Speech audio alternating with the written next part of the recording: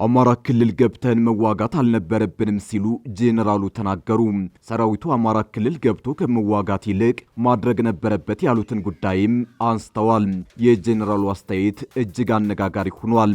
የአማራ ሕዝብ በቃኝ ብሎ መታገል አለበትም ብለዋል። ከቀናት በፊት የአማራ ጥያቄ ተከዜን ተሻግሮ ነው ሲሉ የተደመጡት የክልሉ ብልጽግና ኃላፊ በበኩላቸው ከእስከዛሬው በተለየ መልኩ ከባድ እርምጃ እንወስዳለን ሲሉ ዝተዋል። መከላከያ ሰራዊቱ በአንጻሩ ከ250 በላይ የፋኖ ታጣቂዎች እጅ ሰጡኝ ብሏል። እናስደምጣቸዋለን። ፑቲን የሚተማመኑባቸው ተዋጊ ጀቶች በአዲስ አበባ ሰማይ ስር ሊነግሱ ነው። ነበልባል ሰዓት የሚተፉት የራሻ ዘመናዊ ጀቶች ከኢትዮጵያ አየር ኃይል ጋር በመሆን እጅን በአፍ የሚያስጭን የአየር ትርኢት ያደርጋሉ።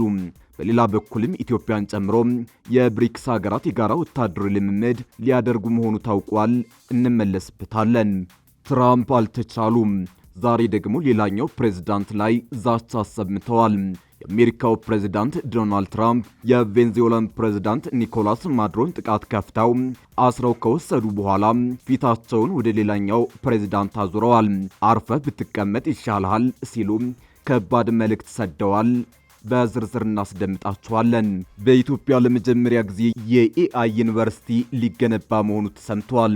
ኢትዮጵያ ግንባታው ተጠናቆ ስራ ሲጀመር ከተለያዩ የአፍሪካ ሀገራት ለተመረጡ ተማሪዎች ነጻ ዕድል እንደምትሰጥም ተመላክቷል።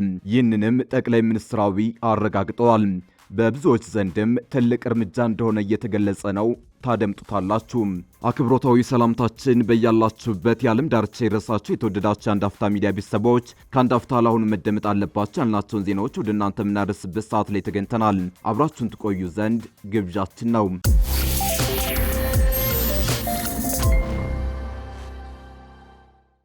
አማራ ክልል ገብተን መዋጋት አልነበረብንም ሲሉ ጄኔራሉ ተናገሩ።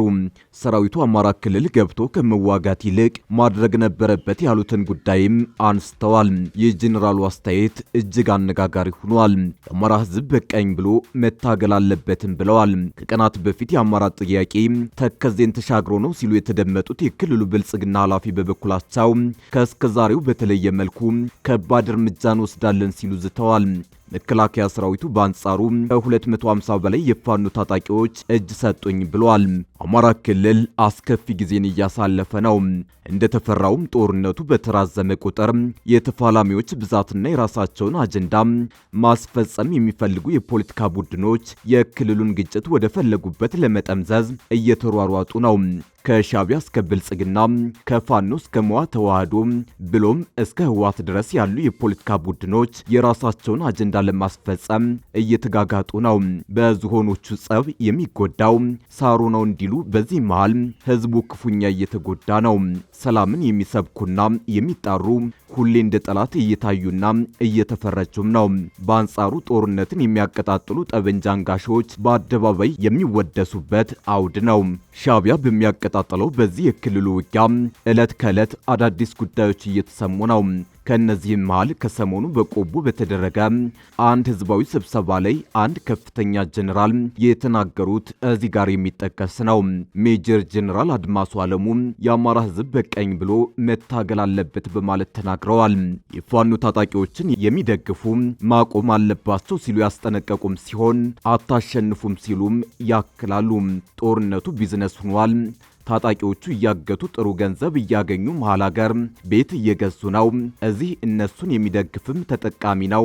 በዚህም ጦርነቱ እንዲቆም አይፈልጉም። ከመንግስት ሰራተኛ፣ ከሃይማኖት አባቶችና ከካድሬ የራሳቸው ሰው አላቸው።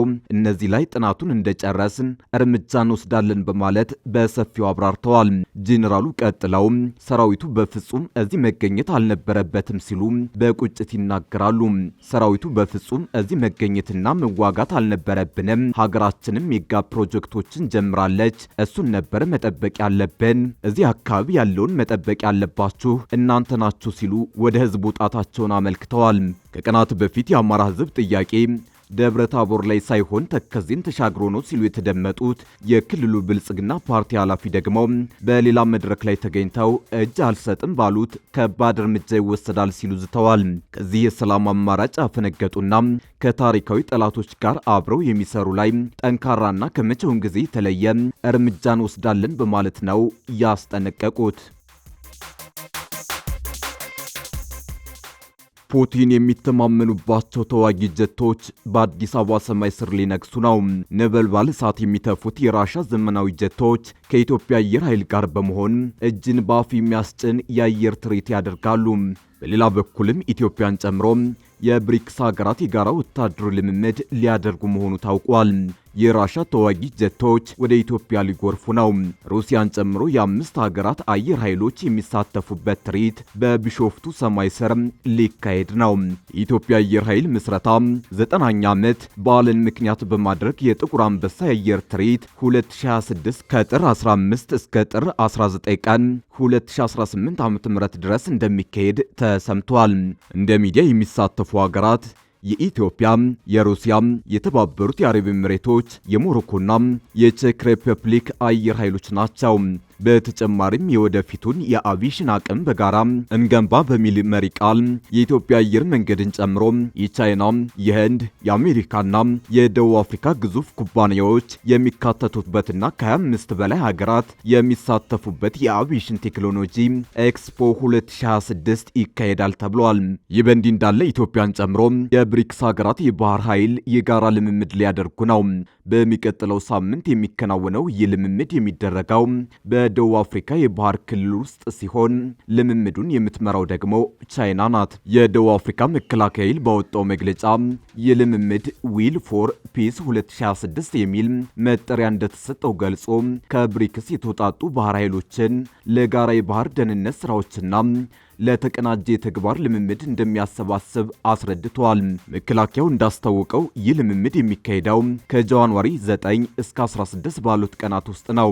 የደቡብ አፍሪካ መከላከያ ኃይል በልምምዱ ላይ የሚሳተፉ ሀገራት እነማን እንደሆኑ በዝርዝር ባይገልጽም አንዳንድ ሚዲያዎች ግን ሩሲያና ኢራን ተሳታፊ እንደሚሆኑ በመናገር ላይ ናቸው። እንዲሁም ኢትዮጵያና ኢንዶኔዥያ የዚህ ልምምድ አካል እንደሚሆኑ እየተዘገበ ነው። ከዚህን ቀደም ቻይናና ሩሲያ በደቡብ አፍሪካ ባህር ላይ 2 ጊዜ ባህር ኃይል ልምምድ ያደረጉ ሲሆን ሶስተኛውን ልምምድ በኖቬምበር ወር 2025 ለማድረግ አቅደው ነበር። ይሁን እንጂ ይህ ጊዜ የቡድን 20 ሀገራት ስብሰባ በጆሃንስበርግ የተካሄደበት በመሆኑ ልምምዱን ለሌላ ጊዜ ማራዘማቸውን ማስታወቃቸው አይዘነጋም። በሚቀጥለው ሳምንት ለሚከናወነው ለዚህ ልምምድ ቻይና ታይፕ 052 ዲኤል የተሰኘውን ሚሳኤል ተሸካሚ መርከቧን ያንቀሳቀሰች ሲሆን መርከቡ በኤደን ባህር ሰላጤ አልፎ አሁን ኬንያ ሞምባሳ ወደብ ይገኛል። በሞምባሳ መጠነኛ ጥገና ከተደረገለት በኋላ ወደ ደቡብ የሚያደርገውን ጉዞ የሚቀጥል ይሆናል። እንዲሁም ሩሲያና ኢራን የጦር መርከቦቻቸውን በተመሳሳይ ወደ ደቡብ አፍሪካ ልከው በጉዞ ላይ መሆናቸውን ዘገባዎች አስረድተዋል። ጠቅላይ ሚኒስትር አብይ አህመድ ከሁሉም የአፍሪካ ሀገራት ለሚመረጡ ተማሪዎች ነጻ የትምህርት ዕድል የሚሰጥበት ሰው ሰራሽ አስተውሎት ዩኒቨርሲቲ ሊገነባ እንደሆነ ተናገሩ። ጠቅላይ ሚኒስትሩ ይፋ ያደረጉት የኤአይ ዩኒቨርሲቲ ግንባታ ላለፉት ዓመታት መንግስታቸው አዲስ የከፍተኛ ትምህርት ተቋም ላለመገንባት ይዞት የነበረው አቋም የሚቀይር ነው። አብይ ይህ አይነቱ ዩኒቨርሲቲ ሊገነባ እንደሆነ የተናገሩት ባለፈው ሳምንት አርብ ታህሳስ 24 ቀን 2018 ዓ.ም የአዲስ አበባ ዩኒቨርሲቲ 75ኛ ዓመት ክብረ በዓል ላይ ተገኝተው በሰጡት ገለጻ ነው። የጠቅላይ ሚኒስትሩ ገለጻ በመንግስት መገናኛ ብዙሃን የተላለፈው ግን እሁድ ምሽት ነበር። መንግስታቸው ወደ ስልጣን ከመጣ ወዲህ ከ30-40 ሺህ ገደማ መዋለ ህፃናት እንዲሁም በጣም በርካታ አንደኛና ሁለተኛ ደረጃ ትምህርት ቤቶች መገንባታቸውን ጠቅሰዋል።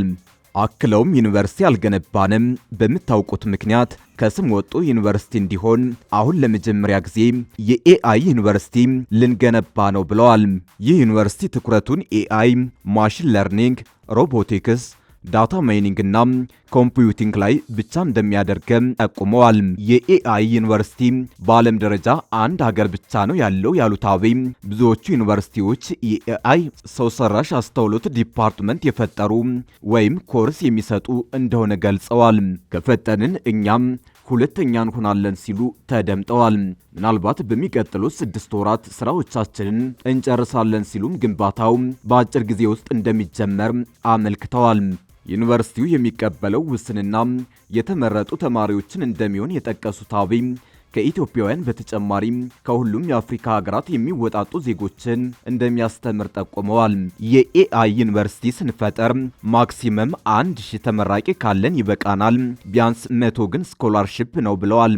ለእያንዳንዱ የአፍሪካ ሀገር ሁለት ስኮላርሺፕ እንሰጣለን ሲሉ ነጻ የትምህርት እድሉ ለማን እንደሚሰጥ አመልክተዋል። ከኢትዮጵያውያን መካከል ደግሞ በዩኒቨርሲቲው ለመማር ከሚወዳደሩት ውስጥ ቢበዛ 2% ያህሉ ብቻ ወደ ተቋሙ የመግባት እድል እንደሚያገኙ ተናግረዋል።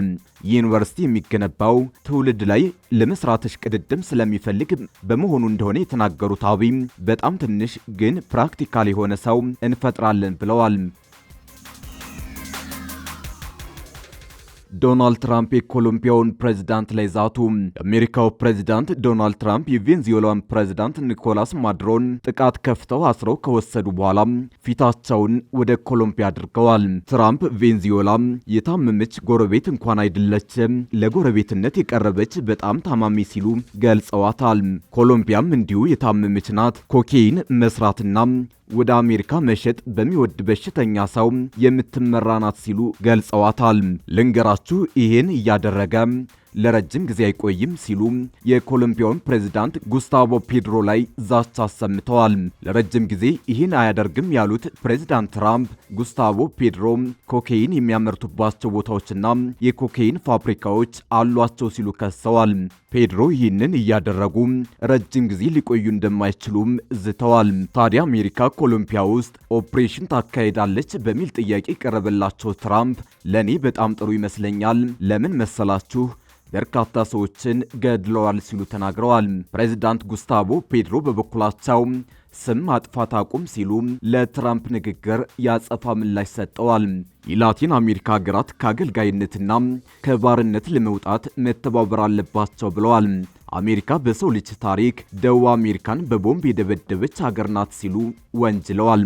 ኒኮላስ ማዱሮ በአሜሪካ ወታደሮች ከተያዙ በኋላ ፕሬዝዳንት ፔድሮ ጦራቸውን ወደ ድንበር አስጠግተዋል ተብሏል። ትራምፕ ኩባን በተመለከተ ቃላቸውን ሰጥተዋል። ኩባ ለመውደቅ ተዘጋጅታለች ያሉት ትራምፕ ኩባ ለመውደቅ ዝግጁ ትመስላለች፣ ያንን ይቋቋሙት እንደሆነ አላውቅም ሲሉ ገልጸዋል። ኩባ አሁን ምንም ገቢ የሚባል የላትም፣ ሁሉንም ገቢያቸውን የሚያገኙት ከቬንዙዌላውያን ነዳጅ ነው፣ ከዚህን በኋላ ያንን አያገኙም ሲሉ ተናግረዋል። ስለዚህ ኩባ ለመውደቅ ተዘጋጅታለች። በዚህ ጉዳይ በጣም ደስተኛ የሚሆኑ ብዙ ኩባዊ አሜሪካውያን አሉላችሁ ብለዋል። በሌላ በኩል የኩባ መንግስት እንደገለጸው የአሜሪካ ኃይሎች ማዱሮን እና ባለቤታቸውን ለመያዝ በከፈቱት ጥቃት 32 ጀግና ኩባውያን ተዋጊዎች ተገድለዋል። የረጅም ጊዜ የማዱሮ ሶሻሊስት አጋር የሆነችው ኩባ የ2 ቀናት ብሔራዊ ሐዘን አውጃለች።